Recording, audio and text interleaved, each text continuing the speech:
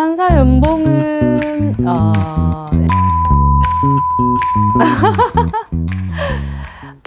안녕하세요.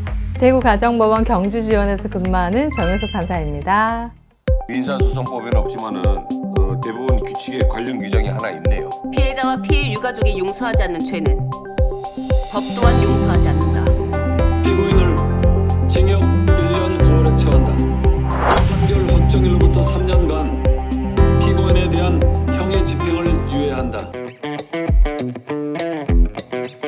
네, 안녕하십니까. 대구가정법원 경주지원에 근무하는 정현숙 판사라고 합니다. 이혼 소송은 순간순간마다 상처받고 처절하게 찢겨지는 전투와 같은 긴 싸움이거든요. 이제 혼인 관계를 끝내야겠다 라고 생각하면서 이미 아내에게 생활비를 저는 원래 국문학과에 입학을 해서 작가가 되는 게 꿈이었습니다. 책 읽고 글 쓰는 걸 너무 좋아했었는데요. 국문학과에 들어가 보니까 막상 생각했던 거하고는 달라서 좀 재밌는 학문이 없을까 고민하던 찰나에 법학을 부전공하게 되었고, 법학이 너무너무 재밌어서 또 열심히 공부를 하다 보니 법학과 교수님이 고시 공부를 한번 해보면 어떻겠냐 이렇게 제안을 해주셔서 공부를 해서 이렇게 판사까지 되었습니다. 지금은 조금 로스쿨 제도가 도입이 되어서 달라졌는데, 제가 판사가 될 때는 이제 사법시험을 합격을 하고 사법연수원에서 2년 수료를 받은 후에 성적에 따라서 본인의 신조에 따라서 판사로 지원을 했는데요. 지금은 아마 이제 로스쿨 제도가 되었으니까 로스쿨 입학을 하고 로스쿨 졸업한 다음에 변호사 시험을 합격한 후 변호사 경력을 5년 이상 쌓고 난 다음에 판사에 지원을 할 수가 있습니다. 판사 연봉은 일반 공무원들보다는 조금 많은 편인 것 같고요. 구체적으로 말씀을 드려야 되나요? 저희가 일하는 것에 비해서 어쨌든 월급은 작은 것 같아요.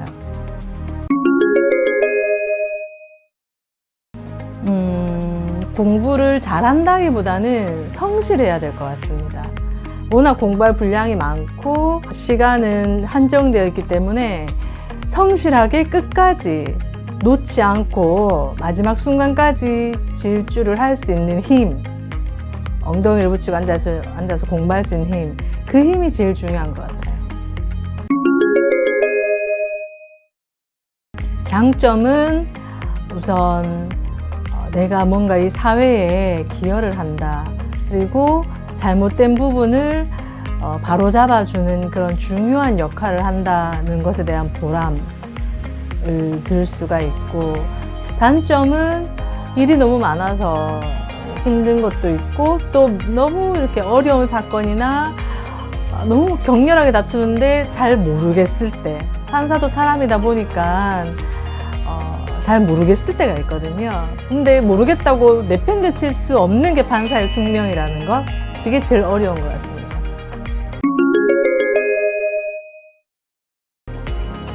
판사는 끊임없이 사람들에 대해서 관심을 가지는 일, 사람의 그 하나하나 일어나는 모든 법적 분쟁에 대해서 관심과 애정을 가지고 해결하기 위해 노력하는 그런 사람인 것 같습니다. 직업 만족도는 점수로 얘기하자면 75점에서 85점 사이로 왔다 갔다 합니다. 일이 너무 많고 힘들고 어려울 때는 75점 정도, 그리고 보람되고 좀 기쁘고 이럴 때는 85점. 85점 너무 낮나요? 한 90점으로 할까요?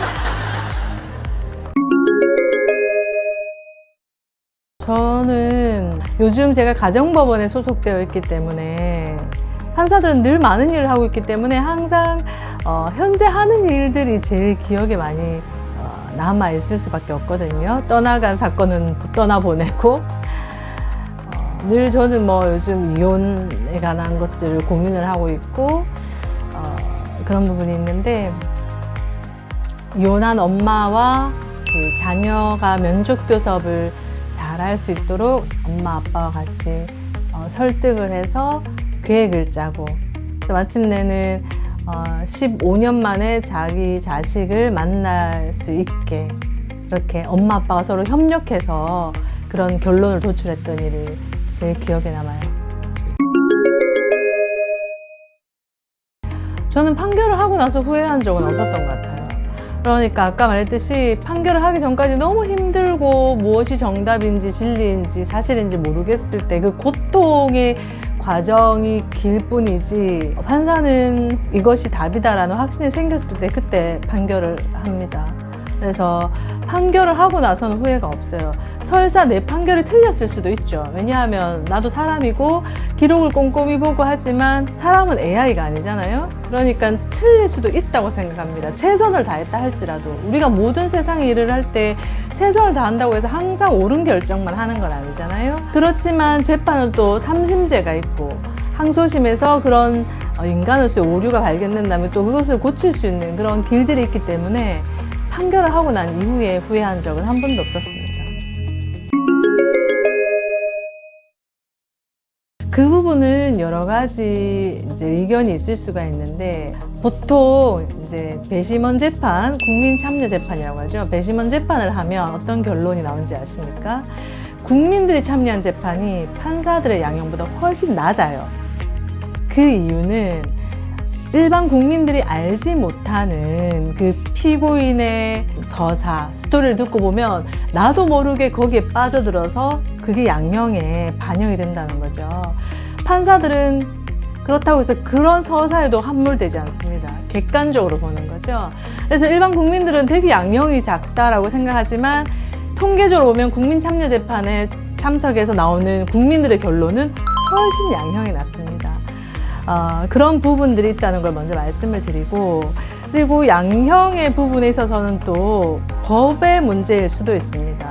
우리가 판사가 마음껏 그 어떤 형을 정할 때 마음껏 할 수는 없어요. 법에 정한 테두리 안에서밖에 못하기 때문에 그런 부분들이 있다는 것도 말씀드리고 싶어요.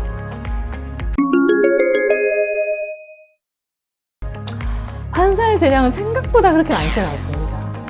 왜냐하면 법에 정한 범위 안에서 판단을 해야 되기 때문에 그렇게 많지는 않고 그런데 그런 부분은 또 있을 수 있겠죠. 요즘 뭐 워낙 말이 많은 어떤 구속 영장 발부 여부 이런 것들 그런 것에 있어서 판사가 엄청난 권력과 막강한 힘을 가지고 있는 것처럼 묘사될 때가 많은데 저희들은 법과 판사의 양심에 따라서 판단을 하는 것이지 그게 어떤 인간 개인의 어떤 생각과 가치관에 따라서 판단이 되는 것이 아니라는 점을 말씀드리고 싶어요. 기본적인 방향은 중립입니다. 원고든 피고든 누구의 편도 들 수 없는 그리고 검사든 피고인이든 일단은 백지의 상태에서 시작을 하죠. 그렇지만 판사도 사람이기 때문에 재판을 하다 보면 피고인의 안타까운 과거가 드러난다든지 원고 피고 당사자 중에 좀 안타까운 사정이 드러나면 그러한 것에 마음이 갈 때가 많은 건 사실입니다. 그리고 그러한 것들이 어느 정도는 양형에도 반영이 될 때도 있고요. 그렇다고 해서 판결의 진실이 유죄인 것이 무죄로 바뀐다든지 어떤 이겨야 될 게 진다든지 이런 식의 영향을 미치지는 않습니다. 아까 제가 또 말했던 부분하고 일맥상통할 것 같은데요. 판사의 오판, 실수라는 것은 판사는 법에서 그 신분을 보장하고 있습니다. 헌법의 신분을 보장하고 재판의 독립성을 보장해 주기 때문이죠. 그래야지만 판사가 어떤 외부적인 압력이나 권위에 굴복하지 않고 법관의 양심에 따라서 재판을 할 수 있습니다. 그런데 판사도 어쨌든 법복을 입고 있는 인간이기 때문에 어쩔 수 없이 나타나는 또 실수들이 있을 수 있거든요. 그러한 실수에 대해서 만약에 어떤 처벌을 한다고 했을 때 판사가 사건을 제대로 판단을 할 수가 없다고 생각을 해요. 그런 판단의 오판이나 실수에 대해서는 항소심 대법원에서 바로잡을 수 있는 그러한 기회들이 있기 때문에 그것은 어떤 이제 같은 판사들끼리 보호하고 막아준다는 입장보다는 제도로서 그렇게 판사의 신분을 보호하는 것이 법관의 독립성을 보호하는 것이 궁극적으로는 재판받을 권리를 보장하는 것입니다. 그럼요. 뭐 예전 같았으면은 판결문을 타이핑을 치던 시대가 있었죠. 타자기로. 그리고 재판도 일일이 종이 기록을 보던 시절이 있었고, 근데 지금은 전자소송이죠. 컴퓨터를 보고 재판을 진행을 하고 영상 재판도 진행을 합니다. IT가 발달함에 따라서 법원도 같이 발달을 하고 있고, 곧 머지않아 AI가 판결의 어떤 판사의 업무에 도움을 주는 그런 시대가 곧 도래할 거라고 생각합니다. 그렇지만 최종적인 판단은 어떤 AI가 할 수는 없다고 생각해요. 인간이 기계의 판단을 받는다는 것은 어떤 인류의 멸망으로 가게 되는 그런 길이 되지 않을까요? 인간은 기계에게 판단을 받으면 안 된다고 생각합니다. 그 부분만 제외한다면 얼마든지 도움을 받고 거기에 맞추어서 발달을 할 수가 있죠. AI 판사가 있을 수는 없다고 생각하고요. 지금 뭐 다른 용어로 표현하자면 AI 재판연구관 그 정도, 법률 보조원 정도는 가능할 것 같아요.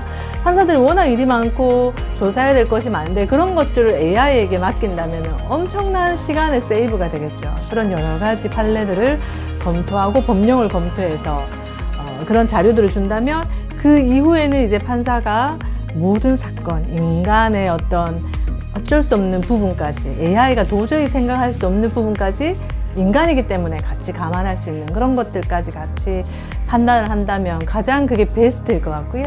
AI가 인간을 판단하는 일은 있을 수도 없고 있어서도 안 된다고 생각합니다. 이런 말을 하죠. 차라리 이럴 바에 AI 판사에게 판결을 받는 것이 낫겠다. AI가 더 공평하다, 공정하다 이렇게 생각할 수도 있고요. 그런데 우리 인간이 만든 AI라는 도구, 기계에 우리 인간이 판단을 받는다는 것은 뭔가가 뒤바뀐 것 같죠. 인간은 AI를 지배하고 AI를 인간의 삶에 보조적인 도움을 받을 수 있는 수단으로 써야지 그 AI의 판단과 지배를 받아서는 안 됩니다. 인간이 어떤 오류나 잘못된 판단을 한다고 해서 하나의 과오로 100이 넘는 과오를 범할 수 있는 그런 우를 범하면 안 되죠. AI가 인간을 판단하는 것은 인간의 인간성을 멸시케 하는, 사라지게 하는 지름길이라고 생각합니다. 당연히 법이 우선돼야 됩니다. 개인적인 가치관이나 도덕은 법을 벗어난 개인적인 영역에서의 자신의 가치관이죠. 법원에서 어떤 인간의 가치관이나 신념, 도덕적인 신념이 법을 우선할 수는 없습니다.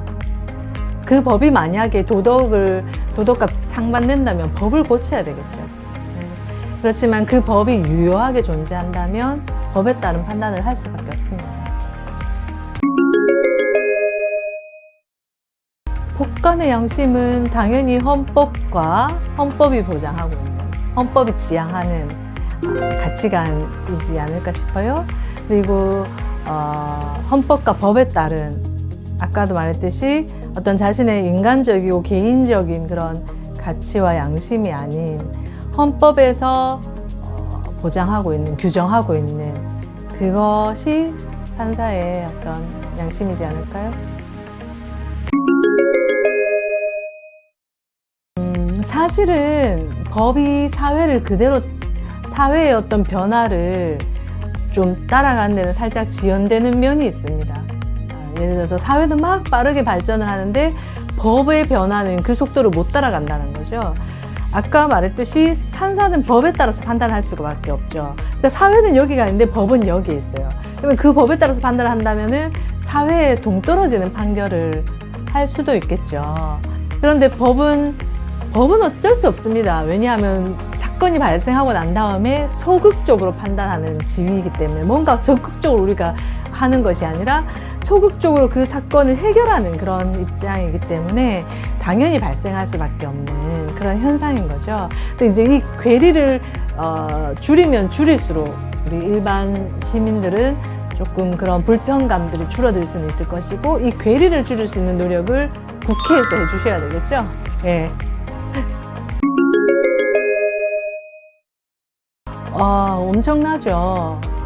우리가 최근래 봤다시피 한 국가의 수장의 지위를 상실시킬 수도 있고요.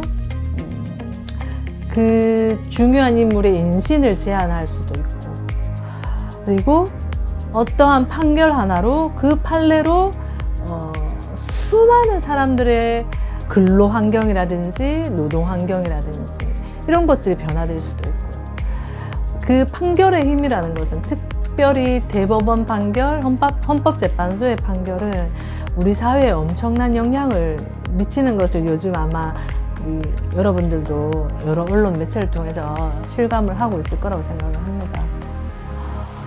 그러한 엄청난 영향을 미치고 있기 때문에 판사로서는 늘 마음이 무겁습니다. 내 판결이 이 사회에 도움이 되고 디딤돌이 되는 판결이 되어야 될 텐데, 속칭 이제 세상에서 말하는 걸림돌 판결이 되면 어떡할까 하는 그런 두려운 마음도 사실은 있기도 있어요. 하지만 모든 판사들은 그 자리에서 최선을 다하죠. 내 판결이 디딤돌 판결이 되기를 이 사회에 그러한 부담감을 가지고 있고, 또 그러한 역할을 감수하는 것이 또 판사이기 때문에 그 영향에 대해서는 아주 마음 무겁게 저도 생각을 하고 있습니다. 사건을 어떤 나의 개인적인 감정으로 보지 않고 사건 자체로 보기 위한 노력을 합니다. 나의 가치관과 나의 어떤 그런 부분들이 아니라 이 사건 하나에 여기에 등장하는 인물들의 어떤 것들을 보기 위해서 노력을 하고, 그러다 보면 또 한편 약간 좀 이율배반적인 것이, 사건을 사건으로 보기 시작하면 또 어떤 인간적인 그런 인간애가 좀 소멸되는 듯한 그런 느낌이 들 때가 있거든요. 그 선을 잘 지키는 게 참 판사의 어려운 숙명인 것 같아요. 나의 개인적인 감정을 넣지는 않지만 그렇다고 사건을 단순한 업무의 어떤 하나로 보지 않는 것. 예. 그러기 위해서 뭐 책도 보고 일기도 쓰고 여러 노력을 많이 하고 있죠, 제 개인적으로는. 판사의 윤리적 책임이라 하면 판결 자체로서의 윤리적 책임은 없다고 생각합니다. 판결을 하기 위해서 최선의 노력을 다했고, 그 사건에 대해서 내가 할 수 있는 최대한의 어떤 결론을 내리고 판결을 썼다고 한다면 그 판결로 인한 어떤 윤리적 책임이 있다고 생각하지는 않고요. 판사로서의 삶을 살아갈 때에 사회에서 요구하는 판사로서의 어떤 도덕성, 청렴성 이런 것들을 기대하고 있기 때문에 그러한 삶을 사는 것, 나쁜 어떤 환경에 나를 노출시키지 않고 일반 어떤 나쁜 사람들이라고 여겨지는 사람들과 교류하지 않는 것, 그것이지 않을까 싶습니다.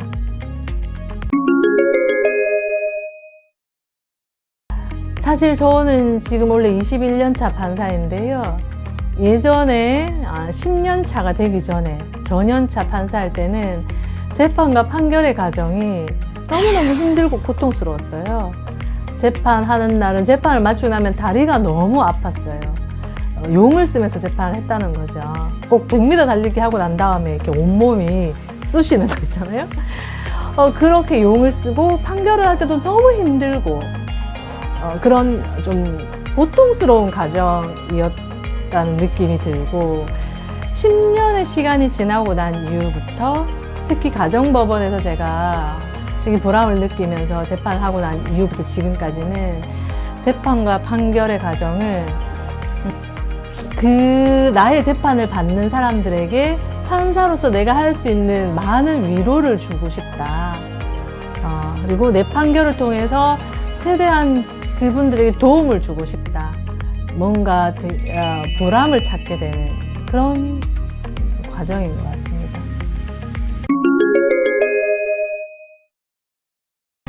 판사를 꿈꾸는 우리 학생들에게는 일단은 성실하게 공부를 열심히 하셔야 될 것 같고, 판사라는 직업은 사실은 대단히 어렵고 힘든 직업입니다. 다른 누군가를 판단하고 다른 무언가를 계속 판단을 해야 된다는 것이 참 쉽지는 않은 직업인 것 같아요. 그런데 그 판사라는 일은 또 이 사회에 미치는 영향력이라든지 사회의 어떤 정의를 구현하는 한 축이 된다는 의미에서 참 보람된 일이기도 합니다. 그래서 판사를 꿈꾸는 우리 학생들은 그러한 정의를 구현하는 그 한 축이 되기 위한 노력을 지금부터 책도 많이 읽으시고 공부만 또 잘해서는 안 되는 것 같아요. 공부를 잘하는 것은 이제 성실하게 하는 것은 기본 베이스고 책을 많이 읽고 사회에 대한 넓은 안목을 가지고 사람에 대한 어떤 그러한 다정한 마음을 가지는 것이 중요하지 않을까라는 생각이 들어요.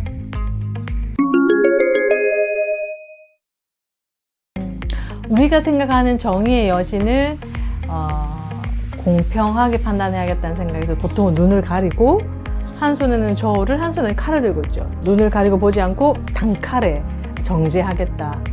저울로 재어보고 누구 맞는지 들어보고 그런 의미가 많은 것 같은데 저는 눈을 가리지 않고 사람을 보는 그런 정의의 여신상 사람을 보고 귀로 듣고 그래서 눈을 뜨고 저울과 칼보다는 법정과 따뜻한 화폐? 네, 농담이고요. 어쨌든 저는 다른 그런 부분 생각해보지 않는데 적어도 눈은 뜨고 있는 여신상을 만들고 싶어요. 사람들을 바라보는 보고 듣는 그런 여신상이면 좋을 것 같아요.